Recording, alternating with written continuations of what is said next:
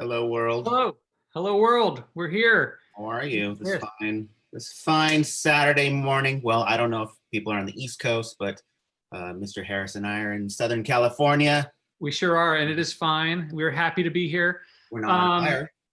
What's that? We're not on fire. We're not on fire, at least at this point. And if we are, then what an exciting event this Yes, I hope it translated into sales.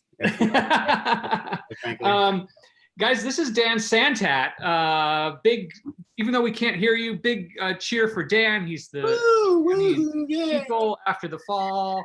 How many books? Do you know how many books you've been responsible for? I apologize to the world. I believe I've been responsible for the birth of over 126 books or so. And how about yourself, Mr. Harris? Oh, I can tell you exactly how many because because the answer is 2.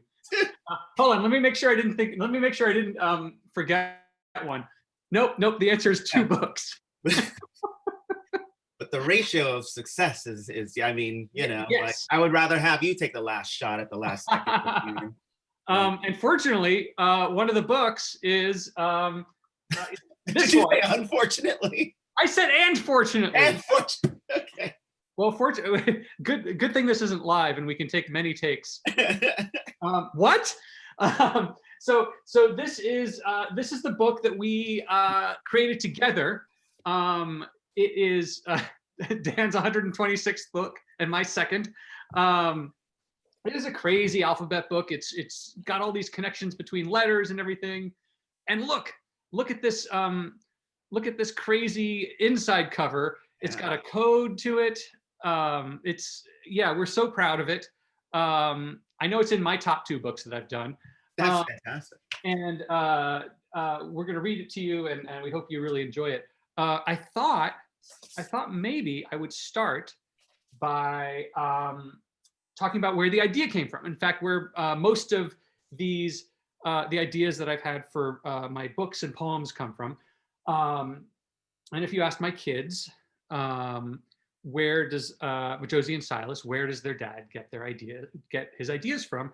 They would have a very sweet, lovely, thoughtful answer, and they would say, he steals them from us.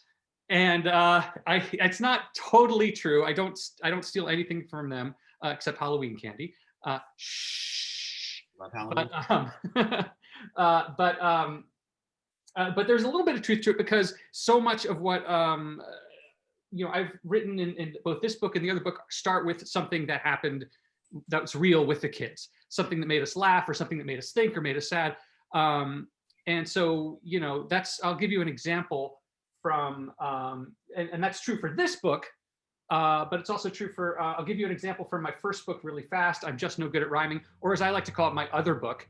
Dan, you can't say that because you have 125 other books.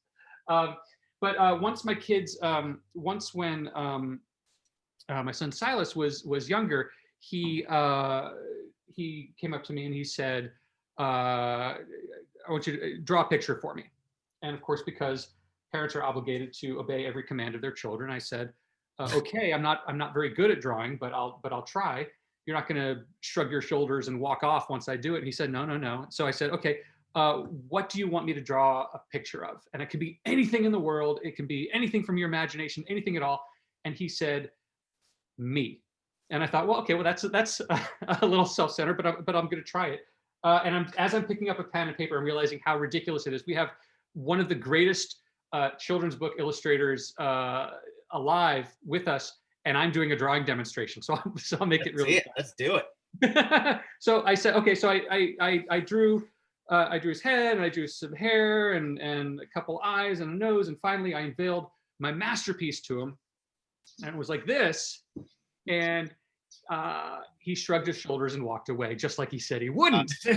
And that's almost the end of the story, except 2 hours later, his slightly older sister came by, saw the picture, picked it up, and said, "Ooh, wow." And I thought, finally, I'm getting the credit for being an artistic genius that I've always deserved. But then she continued. She said, "Ooh, wow, who drew this picture of a pineapple?" And that's when I realized my son is actually a pineapple. No, that's what got us thinking about, like, oh, sometimes if you draw something simple, the way you see it might be totally different from someone else, and it can look like different things to different people. And that got us to this crazy thing, which is called Alphabet Book by the Laziest Artist in the World. And I thought we'd all shout out the letters as we do it. We're not going to do the whole thing, but I thought this will be a good, in case you haven't shouted enough this morning, I hope this will help you kids shout it out. So what's the first letter of the alphabet? A. A. A is for anthill. That's the first page of this book. What's the next letter of the alphabet? B. B is for bridge. What's the next letter of the alphabet? 7. No, it's C. C is for cowboy hat. Hold on, these are all the same pictures. This next letter. D. D is for dome. Next letter. E. E is for egg. What's the next letter? F. F is for science. And let's go. I'll skip all the way to the last letter. What's the last letter of the alphabet, not counting floggle, which you haven't learned yet? Z. It's a Z. Z is for zebra dressed like a ghost for Halloween.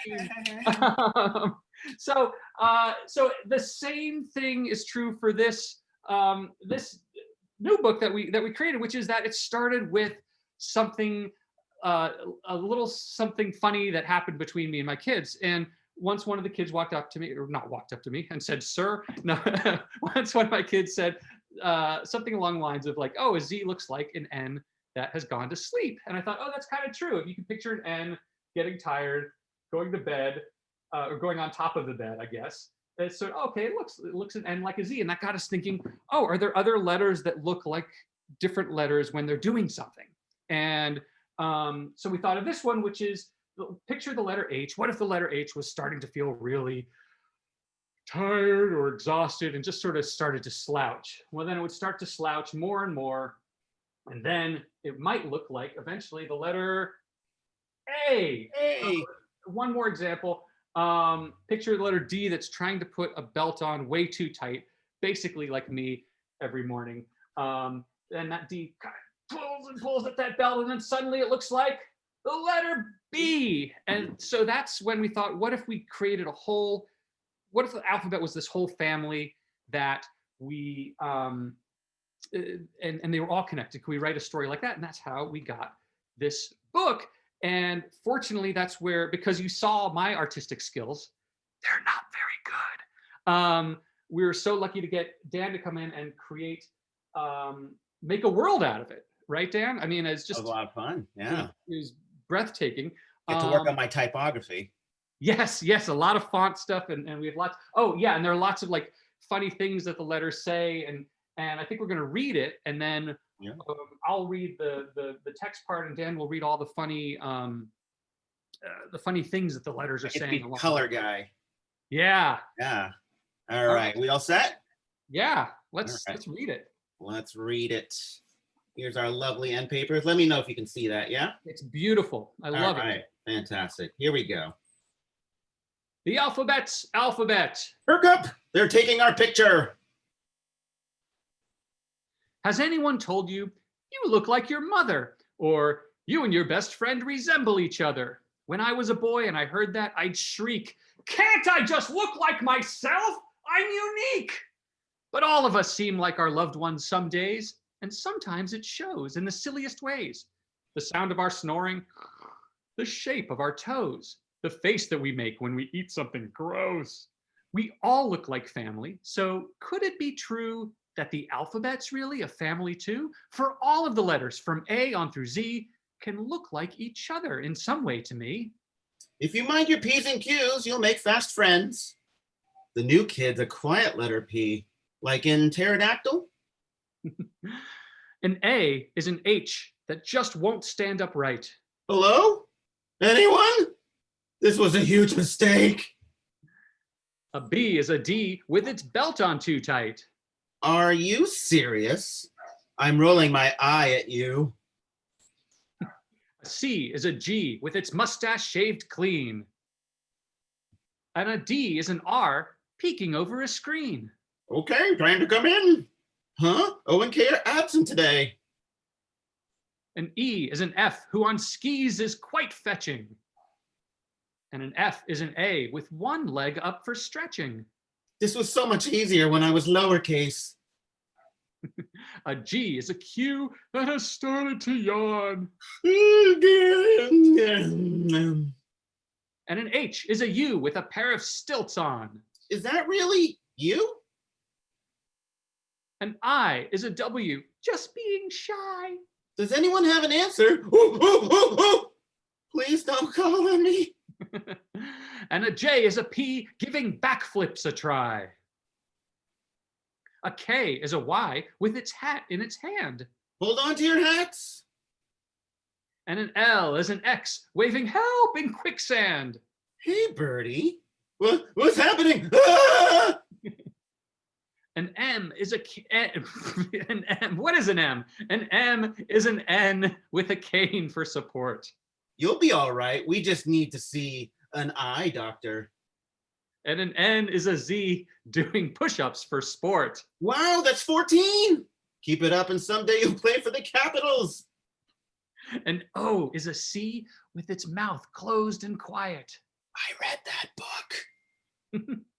And a P is a B that just went on a diet. Dun, dun, dun, dun. And a Q is an O that did not tie its laces. While an R is a K with a mask where its face is. An S is an S. It just is. That's that. And a T is an I in a fancy new hat.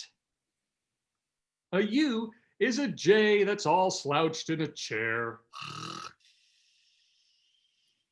While a V is an M that just cut its long hair. Not too short, please. A W is an E lying down for a break. You snooze, you lose.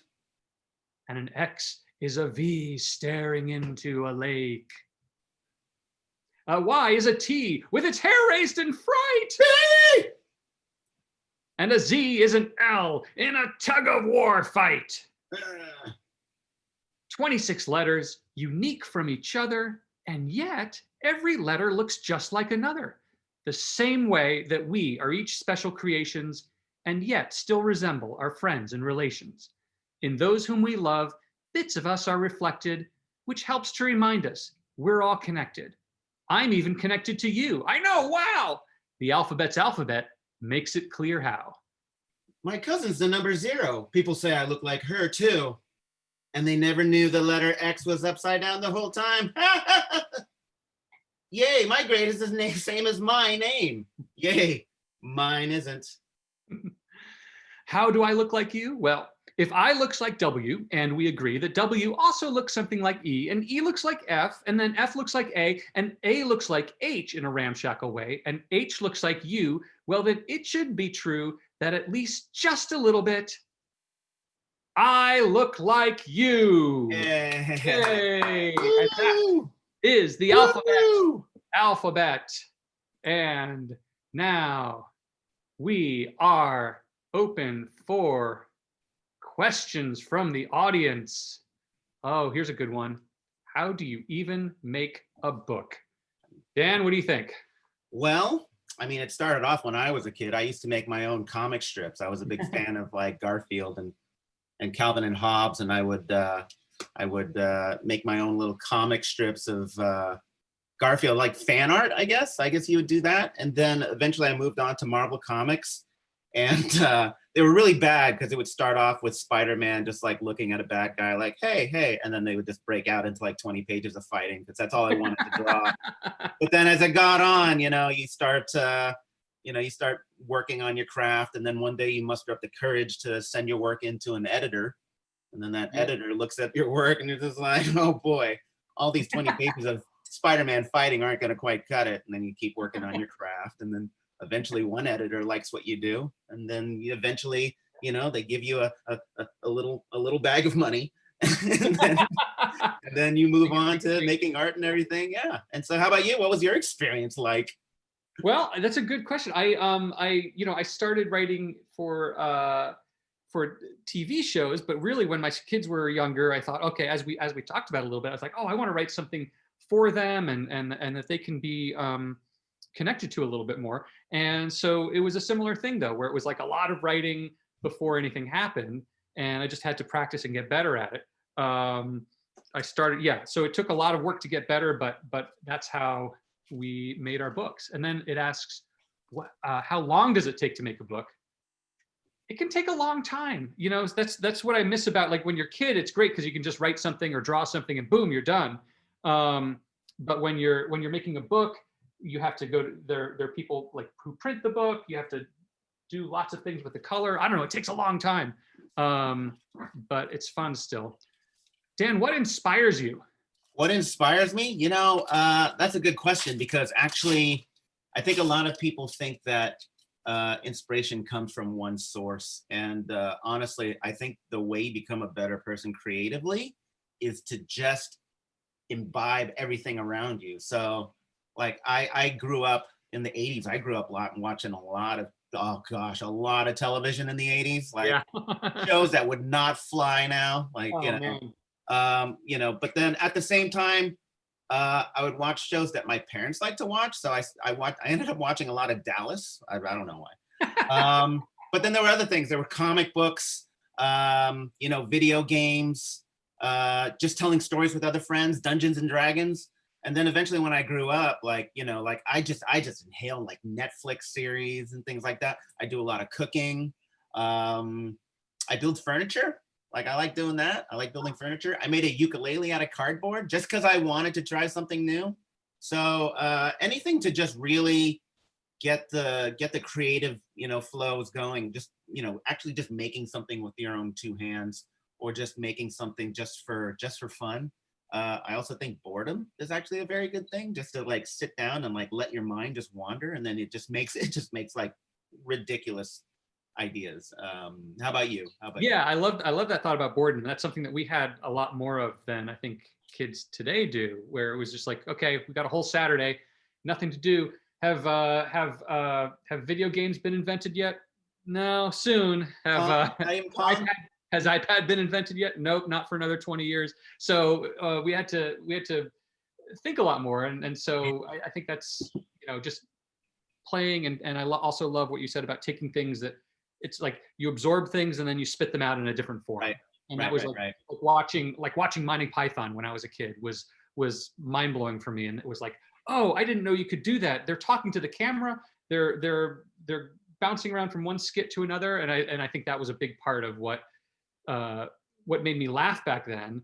And now that I'm spitting out instead of absorbing, although I'm still absorbing, but now that I'm spitting out more, it's some of that I think seeps into what I try to write, which is like, oh, how can I surprise the reader, or how can I take something that I learned from back then and put it out in the world. Right. Yeah. Um, For Dan, I assume, who wrote your first book again? That would be me. My very first book was authored by me. It was called The Guild of Geniuses. It was written in 2004. So it's a funny story, because I went to a children's book conference, the SCBWI, and I remember I had my dummy book, and I had my art portfolio, and I remember walking around thinking, I hope I'm good enough, you know. And on a Saturday, they had a portfolio display where you could put out your art portfolio and your dummy book, and I put it out there, and this man comes up to me with my dummy book, and he says, I really love this story, and I'd love to take it back to my publisher to purchase and acquire and, you know, have published. And I was just like, oh, that's awesome. But there's a tradition in publishing where you send your manuscript to one editor at a time, and you wait for them to say yes or no, and then you can't send it out to somebody else until you wait for that one editor to say yes or no. So at the time, I had it being looked at by another editor. So I looked at this editor who was perfectly ready to say, I want to publish this. oh my gosh. I said, I'm sorry, but it's out for acquisitions with another publisher. And he looked at me, he was just like really confused, like, oh, okay. And he gave me his business card and he walked off. And I remember my art school teacher was there on the sides, and she came up and she like grabbed me by the arm, like, you know, when you're mad at a child, you're like, ow, you know, and she's like, what are you doing? You know, and I said, I'm doing what you told me to do. And she said, do you know who that man is? And I looked at the card and I said, his name is Arthur Levine. And she says, do you know what Arthur Levine does? And I said, I have no idea. And she says, he edits Harry Potter. And I was like, oh my gosh, what have I done? And she said, you go back there and you take that man's money. And so That's how, yeah. That's That was, amazing. Wow. yeah, that was my story. Everyone has all these stories of like, oh, I sent my manuscript out to hundreds and hundreds of editors, got rejected. My story is I went to a children's book conference and the editor of Harry Potter said, here, have a book deal, you know? So that was I don't often tell that story. That's fantastic. Wow. And I also love that it's like, because you go to those events, and I imagine there are a lot of people in your position who so it's a, you know, you don't, but you actually won the lottery. Obviously it was because of. Right. And it all started with me, like, I don't know if you did this, but I went online and I actually Googled how to get into publishing. And then like the first thing that came up was the SCBWI, which is the Wow. Society of Children's Book Writers and Illustrators. And then I joined for like $60. And then they have like seminars all over the country. And then they'll bring in like, you know, the top editors and art directors from like all the major publishers to come and like, you know, do talks about, oh, this is how you know, format your manuscript. This is like the word count for the thing. You know, like this is how big your project should be. And it was an incredible learning experience. So for anybody who's interested, like SCBWI is an outstanding resource. Wow. Very cool. That's awesome. What's the hardest part about writing or illustrating a book? Why don't you start? Oh, sure. As a writer, I think the hardest part is illustrating a book. But I can't do this. I need someone else. I think one thing that we've talked about this before. It's so like it takes a long time. It takes a lot of writing, but it also takes a lot of rewriting to get something good, especially for something like this, which is a picture book, which doesn't have a ton of words. It just puts all the more pressure to make sure that every word is as good as possible. And so that was a learning experience for me. So we really needed to, I needed to get that idea that just because I wrote something once wasn't enough. Unfortunately, you know, coming from TV where that's the norm, you know, every line that someone writes in a TV script is poured over multiple times. So I sort of knew that was going to happen. So that was one thing. It was one learning experience from being a young writer back 130 years ago to today, was learning that just because you wrote something and you feel pretty good about it doesn't mean that it can't be a little bit better. So put in that effort to make it better. Polish. Yeah. Polish. Yes. Polish. It is. I think, I don't know, for me, like, you know, the hardest part about writing and illustrating, well, I think easily I'm more in tune with illustrating. So illustrating by nature is easier for me than writing. But for me, the hardest part about writing is like the concept. You know, you have to have a good idea, because you can write something beautiful, but if it's derivative of something else and it's like almost too similar to something, then it's like, why am I wasting my time? They did it so much better. So I'm always constantly, like, I think I would say like 85% of the time that I'm working on a story, I'm thinking of the concept. Like the concept is the most important thing. Well, and then, you know, you're polishing, and then suddenly you're just like, you'll do second pass, third pass, fourth pass. And like, you know, you'll suddenly like make connections. Like when we did this book, gosh, second, third, fourth pass, like we were just like inserting little jokes here and there, just kind of like, polishing. And that's the fun part, is when you have something that you know is good and you sort of build on it. But for me, for me, the amazing thing with this book was I wrote the words, but I didn't really have an idea about what we'd be seeing. And then suddenly, for me, it was like magic. I sent the words away, and then magically these pictures came back.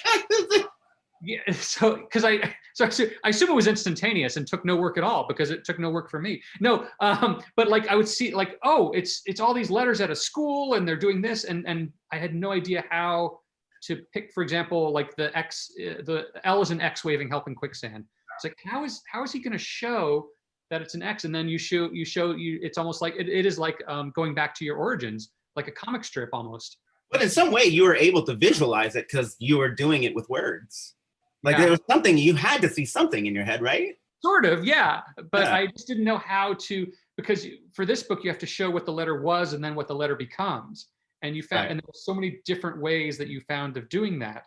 For the A is an H in the desert, you see the H in the background, and then it becomes an A as it gets close. Like in the dance studio, turning an A into an F, you see 3 different A's in various stages of putting up their leg. I think that's stuff that I'm, you can tell by my haircut, I'm not very visually oriented. So, so for me, That's like, COVID. That's a COVID card. Yeah. yeah, It's really nice and tight, on. like Brad Pitt, you know, like you just turn into Brad Pitt, you just comb it back, like, oh, that's like what Chris really looks like. I'm like one mustache away from being a extra in a 70s cop movie. I was like, yeah, I look like I look like the main character from Crazy Rich Asians. Like it's just, so we're both movie stars. yeah. That's all it is. Just polish, like your manuscript. Yeah. Oh my gosh. What for Chris? Oh, that's me. What were some of the differences between making your first book and this book? I once again, it just feels like we were rubbing it in that I only have 2 books. But thank you for the question. For Chris, what can we ask? He's only had 2 books. Can we ask anything that makes him feel better? No, thank you for the question. Well, the first one was a big, or is still just a big collection of poems, and so it was. I don't know. I feel like for this book, we had to focus because it was just one large poem and one story. There was a lot more focus on each particular word, and especially again, getting back to Dan, how we were going to illustrate it, how we were going to make a picture of it. So they're both tons of fun for me. I like the giant poetry books. I love doing all of my 2 books. But what I liked about this one was really focusing and making sure every page and every word was fun and interesting. Yeah, for me, it was like writing 26 short stories. It was fantastic. I like that. I like the like little bite-sized things, and then you can just like make an illustration stand on itself. Because sometimes there's something about doing something in sequence over and over and over again, where a lot of that turns into, oh my gosh, sometimes maybe I need to keep the perspective of the composition interesting. Yeah. Whereas this one, it's just like, here's a fresh illustration. Here's a completely different illustration, like it's just really nice. Like one hand, I can draw a letter V standing over a lake, whereas another time I can have a letter K in a wrestling ring. Like I love that. I love that. You can just go in all different directions. It was crazy. And I think that's what's fun to me, looking at all the pictures. It's like, oh, where am I going to be next for the next letter? And that's been a ton of fun. Okay, well, it looks like there aren't any more questions, but I think I do want to do one thing, just because this is the last event that you and I are doing. Yeah. And it's been a lot of fun. For the last 2 weeks, we've gone out and we've spoken to kids all over in Connecticut and Houston and, Illinois. Yeah, like we're all over the place. Yeah, Chicago. crazy. So what I'm going to do, since we had all these letters that were comparing one another, I thought I would draw our portraits and see how I am connected to Chris. Okay? Oh, I love it. Yes. So, I'm just gonna draw a simple illustration of my head. That's the shape of my head, and then of course I have 2 eyes and a nose, 2 ears, and eyebrows. See right there? And a mouth. See? Yay. Yay. Sadly, you drew Dan Santat. That is Dan Santat. Now, how can I turn this illustration into Mr. Chris Harris? Well, the simple solution is add 50 pounds. You just add hair. And now, wow, you have Mr. Chris Harris, folks. I look like you. Look at that. I look like you. Oh my gosh, I want that. I want that as my souvenir. I will do that for you, sir. And you can frame this thing and just be like, Dan Santat with hair. But big hug. It's been a lot of fun. Absolutely. I'm just sad. I'm sad. I mean, hopefully someday we can get together and we'll share do it live sometime. Absolutely, it would be a delight, and I appreciate so much all the work you put into this. I hope you guys all out there check out the book and all the amazing illustrations that Dan did. It was so much, and it was so much fun going to all the schools and talking with you and all the kids. So Wonderful.